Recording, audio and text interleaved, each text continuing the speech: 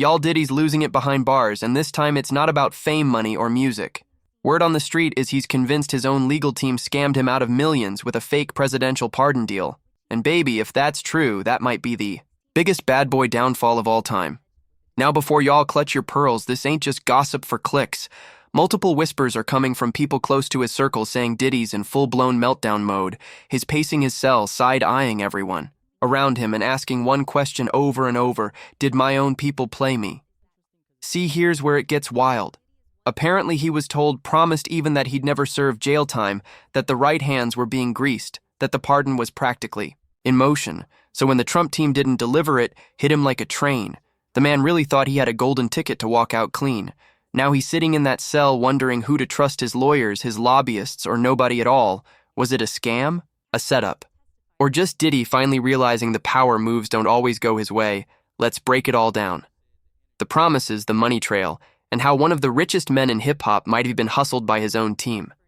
So here's the thing, y'all, Diddy ain't just stressed, he's spiraling. Sources are saying that inside those walls he's become his own worst enemy. One minute he's quiet and pacing, the next he's going off on everybody, the guards, his team, even his own reflection. He doesn't trust nobody.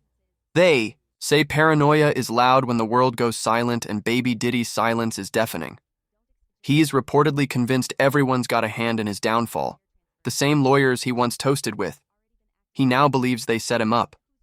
The same people who promised him you won't see a day behind bars. He's starting to call them snakes in suits, and let's be real, Diddy's not used to being powerless. For decades, he's been the puppet master, calling shots, pulling strings, controlling headlines. But in that cell, no entourage, no bodyguards, no yes-men, just him, his thoughts, and maybe a pack of oodles and noodles.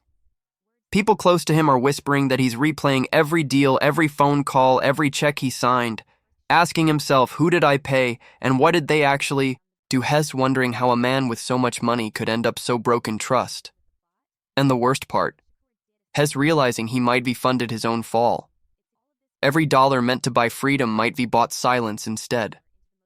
Now, depending on who you ask, this isn't just regret, it's full-blown paranoia.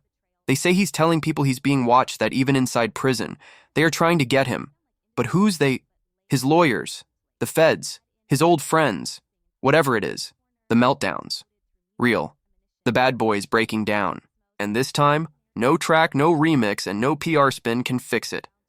Now let's talk about the promises the dream Diddy bought that turned into a nightmare. Because baby, this whole meltdown starts with a lie wrapped in luxury paper. According to what's floating around, Diddy's lawyers allegedly sold him the ultimate fantasy. You're not doing time. You're too connected, you're too powerful. We got this. They fed him reassurance like candy, telling him everything was handled, that a quiet pardon was already lined up, and that the right people in D.C. were just waiting for the green light, and y'all Diddy believed it. Of course he did. For years he's lived in a world where money fixed everything. When you've spent your life buying access, it's easy to think you can buy mercy too. So when his team told him we're talking to people close to the White House, he didn't blink. He just opened the checkbook. Word is millions flowed. Retainers, consulting fees, lobbyist payments, all in the name of freedom. Diddy thought he was investing in his get-out-of-jail card. What he didn't realize was that real life isn't the music business. Lawyers can't remix a conviction, and politicians can't sell pardons like mixtapes. Still, they say his team spoke in circles, it's done. We just need one more push. Don't worry, we're good. Over and over, until he believed every word. He started planning his comeback parties, booking future brand deals, acting like he was untouchable. Then came the silence. No phone calls, no updates, just headlines. Pardon denied. That's when it hit him, all those smiles, all those handshakes. Every confident word might have been part of a performance he paid to attend. Now he's sitting there realizing lawyers don't promise, they predict, and even the best ones can't outplay a federal judge. So when the verdict came down and the cuffs clicked shut, you could almost hear the illusion shatter. The pardon wasn't protection, it was bait. And Diddy, he took it hook, line, and million-dollar sinker. All right, y'all, here's where things get real messy. Because according to the streets, and baby, the streets rarely stay quiet, Diddy's starting to believe he was played from the inside out. They're saying that this whole pardon deal might be never been real to begin with. That it was all a slick little operation designed to bleed him dry. You know how people get when they smell desperation. Suddenly everybody's got a cousin in Washington, a friend in the administration or connections that can make miracles happen for a price. Diddy allegedly wired money through his legal team to consultants, lobbyists, and fixers. But when he asked for proof, names, meetings, progress, it was always, "We can't talk about that.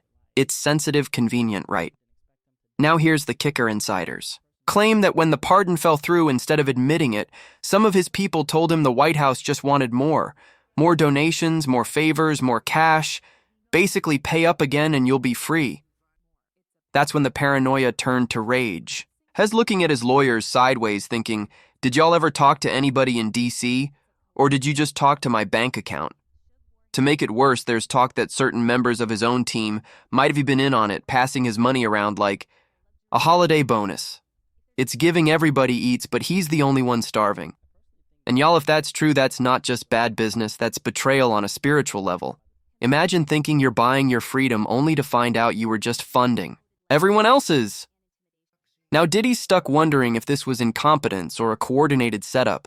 Was it just a hustle that got too big, or did somebody intentionally make sure the bad boy took the fall while they cashed out quietly? Because from where he's sitting, that cell looks less like punishment and more like a receipt for trusting the wrong people. Now, baby, you already know when Diddy sneezes, half the industry catches a cold.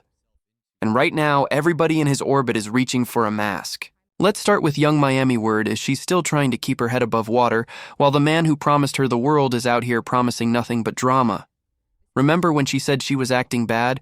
Well, that act flopped harder than expected. And some folks say Diddy's touch didn't just cool her career, it froze it. Now she's juggling lawsuits, side eyes, and the ghost of a brand that once had the city girls on top. Then you've got the rest of Diddy's circle, the friends, the business partners, the so-called day ones. Suddenly everybody's gone quiet. Nobody's defending him. Nobody's checking in, and nobody's cashing those calls from the jailhouse.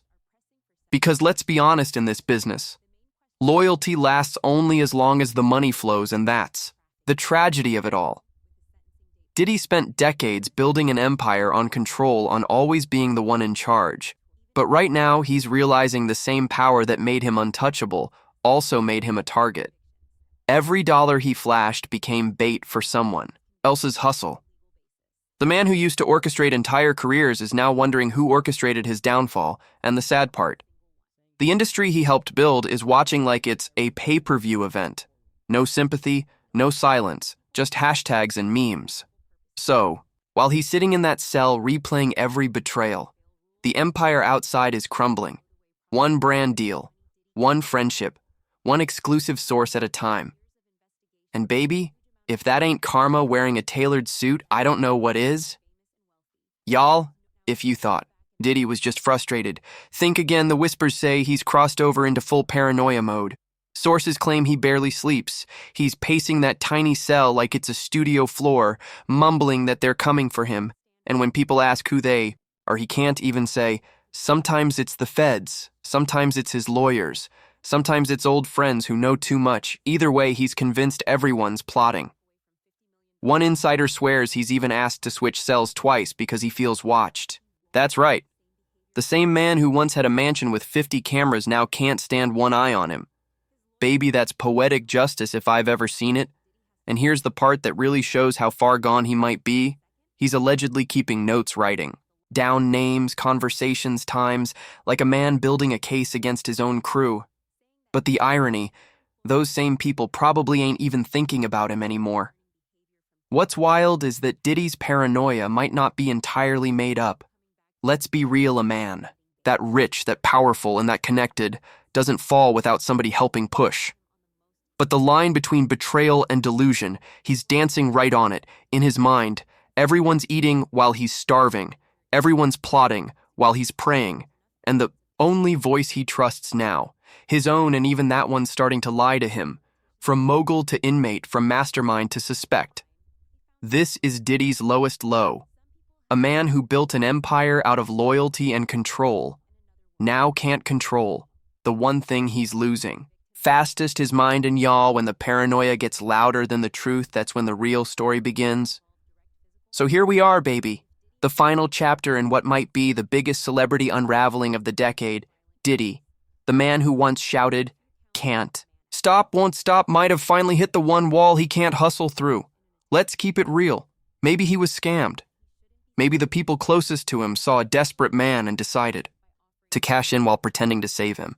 Or maybe after years of dodging consequences, Diddy's finally facing a reality he can buy his way out of, and his paranoia is just guilt, turned inside out. Either way, it's poetic. The king of control now can't control anything. His freedom gone, his money scattered, his circle silent. The only thing Diddy's got left is time to think about how every move or every flex, every power play brought him here. And while he's sitting there whispering about conspiracies and counting imaginary enemies, the world outside has moved on. New artists are taking the spotlight. His old allies are ghosting him, and the industry that once feared him, now it's feasting on the spectacle. But here's the twist, y'all. Paranoia has a funny way of revealing the truth. Maybe he's crazy, or maybe he's finally seeing what was always hiding in plain sight. So what do you think? Was Diddy played by his own team? Or is this just karma coming back for every bad boy move he ever made? Drop your thoughts in the comments, baby, because part 2, the Trump connection, and how that so-called pardon deal really fell apart, is coming. Next, make sure you like, share, and subscribe, because this story, oh, it's just getting started.